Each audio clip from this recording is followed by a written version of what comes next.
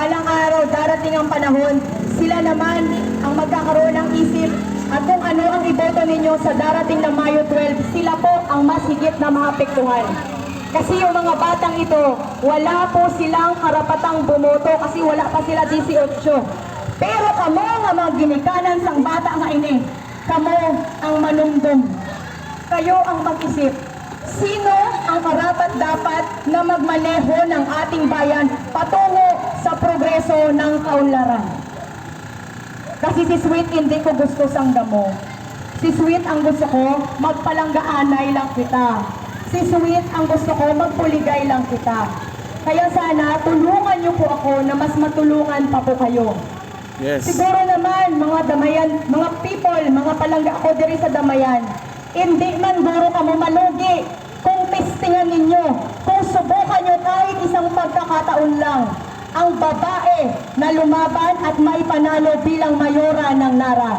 Dire sa damayan, hindi man guro ka mo maghinulsol nga ang entry ninyo sa Mayo 12 sa pagkamayora, number 1 sa baluta. Si Sweet, abogada. Si Sweet, wala bana, wala bata. Ang ako nga focus kag atensyon, ara lang tanan sa obra. Si Sweet, bisan sad to, wala man may naobra nga malain. Kaya ang ako nga track record, limpyo.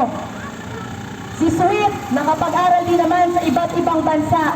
Kaya nga sana maging ehemplo po ako ng inyong mga anak na mag-aral kasi kahit na mahirap lang tayo, ang tanging kayamanan na hindi mawawala sa atin at hindi mananakaw sa atin ay ang ating napag-aralan.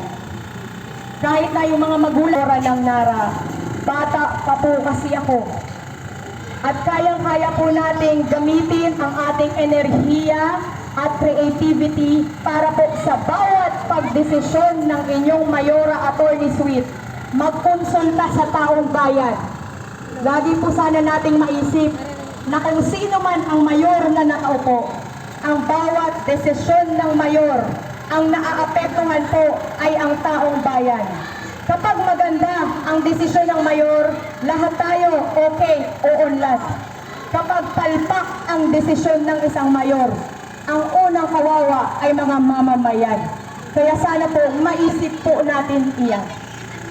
Si Sweet, binibigay ko na po sa inyo ang aking sarili para meron po kayong magandang option sa darating na May 12.